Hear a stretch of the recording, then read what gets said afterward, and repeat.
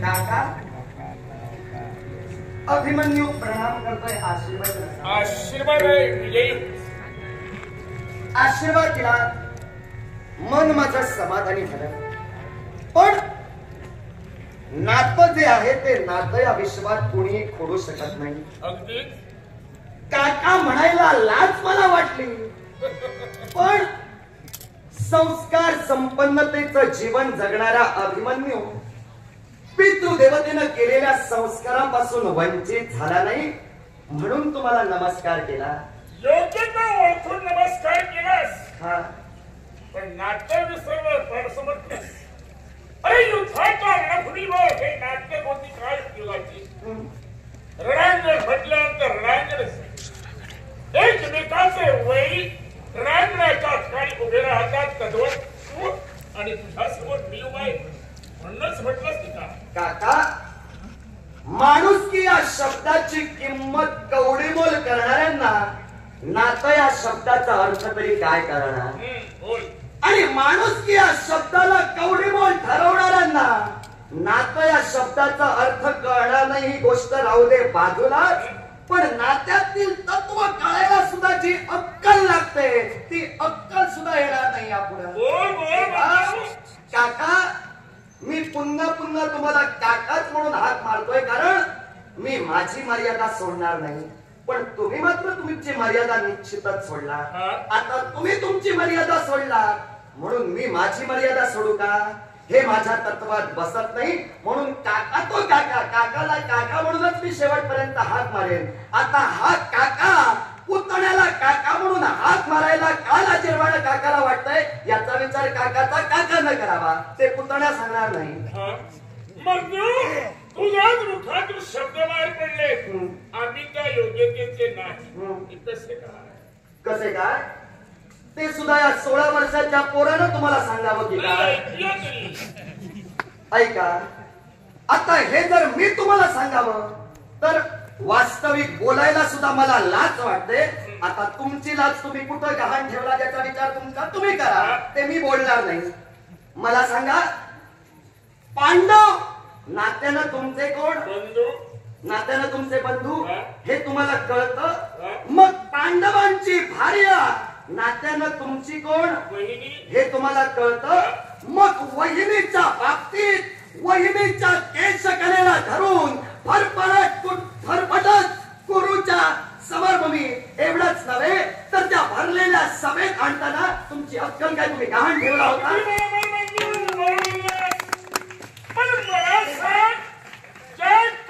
पांडवाने सुधार बांधला गेला त्या सुधाराच्या ठिकाणी पांचालीला आम्ही लावायला सांगितली होती. जुगाराच्या ठिकाणी माझ्या मातेला द्रौपदीला पांचालीला तुम्ही लावायला सांगितली नव्हती. पण जुगार जो मांडला तो कप्तानच मांडलात ना. कपटाने शत्रू कपतेच तुम्ही, अगदीच तुम्ही मान्य करा. कपटेनं पण तुमच्या आईला आम्ही लावायला सांगितली होती. एक गोष्ट लक्षात ठेवा, माझ्या आईला तुम्ही लावायला सांगितली असं मी आधी म्हणालोय नाही. पण मला काय म्हणायचंय ही गोष्टच तुम्हाला समजली नाही.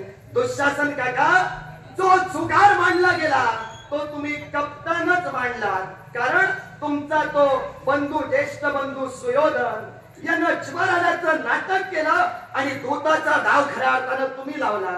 आता द्वीप खेळत असताना जे फासे तुम्ही निर्माण केला होता ते फासे कशाचे हे मी तुम्हाला सांगणार नाही, तुम्हाला ज्ञात असेलच. पण जो जुगार खेळला जात होता तो कप्तानच खेळला जात होता, म्हणून फासे तुमच्या दिशेनं पडत होते. आणि म्हणूनच जातिवंत वीराचा धर्म बोलतोय. जातिवंत वीरानं युद्धाला आणि द्विताला कधी माघारी यायचं नसतं.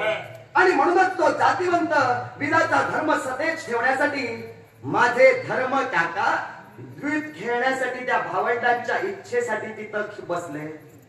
आता फासे तुमच्या दिशेनं पडत होते. हे फासे जरासंधाच्या अस्थी चोरून तुम्ही तयार केला होता. ती त्या शकुनी मामाची अक्कल, ती तुमची अक्कल नव्हे, कारण तुम्ही त्याच्या अक्कलेनच चाललात आतापर्यंत. दुसरी गोष्ट जर का सांगायची झाली तर जरासंधाचा वध काका म्हणजे भीमसेन यांनी केला होता तेव्हा त्या अस्थी आमच्या विरोधात होत्या. मुळात युद्ध जर खेळायचा झाला तर त्यासाठी लागणारे फासे हे एकतर लाकडाचे तरी वापरले जातात, न पेक्षा ते फासे कशाचे वापरले जातात हे सर्वांना ज्ञात आहे. तेव्हा जरासंधाच्या अस्थीपासून ते फासे तुम्ही आणलात. अस्थी आमच्या विरोधात होत्या. ज्यावेळी माझ्या भीमसेन काकांच्या पावलांचा आवाज येत होता त्यावेळी ते फासे आमच्या दिशेने पडत होते, म्हणून त्यांचे पायही तुम्ही बांधून ठेवलात, त्यांचे पायही सखल बंद केलात आणि त्यानंतर फासे त्या शकुनी मामानं टाकले म्हणून जाऊ तुमच्या बाजूने पडले आणि सांगताय आम्ही लावायला हे सांगितलं आणि ते लावायला सांगितलं. कप्ताना दूध मांडला तिथंच तुम्ही चुकला. भीमानं सांगितलं ठेवलं का मग धर्माला काय ऐकलं नाही. धर्माला आपली वाणी सत्य करण्यासाठी दूध खेळला गेला. हेच मी म्हणतोय, जातिवंत वीर युद्धाला आणि द्यूताला कधी माग येणार नाही. त्यामुळे जातिवंत वीराचा धर्म सतेज ठेवण्यासाठी माझ्या काकांनी द्यूत क्रीडेत माघार घेतली नाही. पण मला काय म्हणायचंय ते लक्षात घ्या. माझी माता पांचाळी माझ्या काकांनी त्या दूतात लावली. तुम्ही जिंकला, ती तुमची दासी झाली. हे वास्तव सत्य मी अमान्य करणार नाही. पण त्या पलीकडे जाऊन माणुसकीला तुम्ही मूठमती कशी दिलाची आहे का? तुमची वहिनी तुमची दासी झाली होती हे तर तुम्हाला कळत होतं.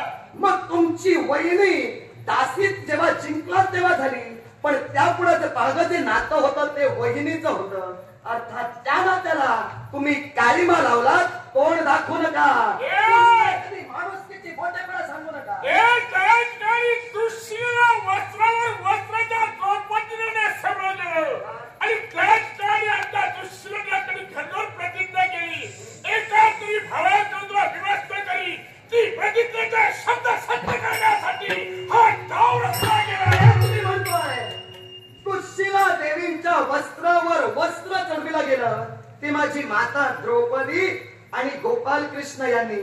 म्हणजे काय केलं, तिची अब्रू अधिक ढाकण्याचा प्रयत्न केला.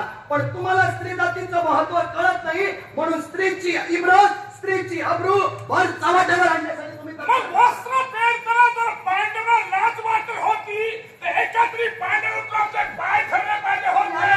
सभा करा, विवस्त्र करू नका, समजलं असतं आणि विवस्त्र केलं असतं. याला कारण होतं.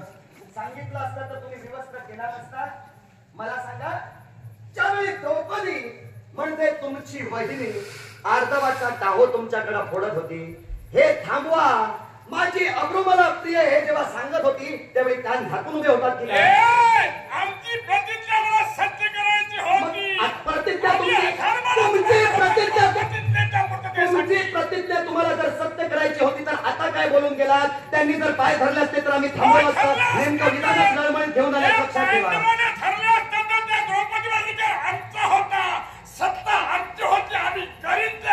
मी जरूर मान्य करतोय अधिकार तुमचाच होता. ती तुमची वहिनी जरी असली तरी द्यूतात तुम्ही जिंकलात. अर्थात ती तुमची एका बाजूला दासीच होती. पण नातं जे आहे ते नातं बदलता येत नाही. स्वतःच्या वहिनीच्या केशकलेला धरून फरफटत सभेत आणणारा पुरुष या विश्वात कुलांगार ठरू शकतो. तेव्हा माझा ठाम आरोप तुमच्यावर, स्त्री जातीचं महत्व ज्यांना कळत नाही ते हस्तिनापूरचे राजे होण्यास सक्षम नाही. तुम्ही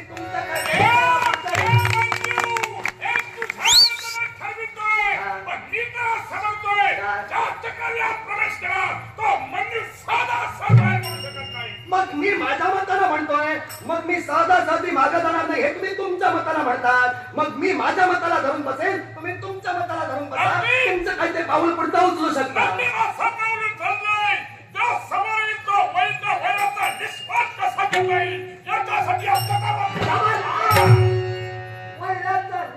करण्यासाठी एक एक पाऊल तुम्ही पुढे सरसावता. पण जो तुमच्या देशासमोर उभा आहे जातिवंत सिंहाचा छावा उभा आहे लक्षात ठेवा. अग्नीची ठिणगी दिसायला लहान जरी असली ना तरी संपूर्ण अरण्य बेचिराग करून टाकण्याची त्याच्यात हिंमत असते. अग्नीच्या ठिणगीला कमी लेखू नका. तुमचा